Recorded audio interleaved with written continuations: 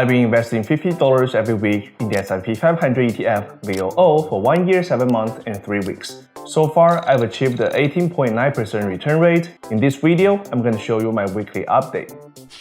The S&P 500 experienced a 1.4% increase, marking another solid green week. It's definitely very encouraging. Nice. The Federal Reserve Chair Powell announced the Fed's commitment to maintaining current interest rate until they observe signs of subdued inflation.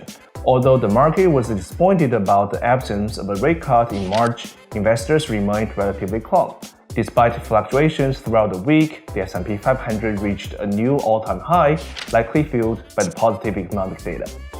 As for my weekly purchase, I bought $50 of VOO around 12 p.m. on Tuesday. Now 11.1 is the total shares we have. The current market value is $50.52.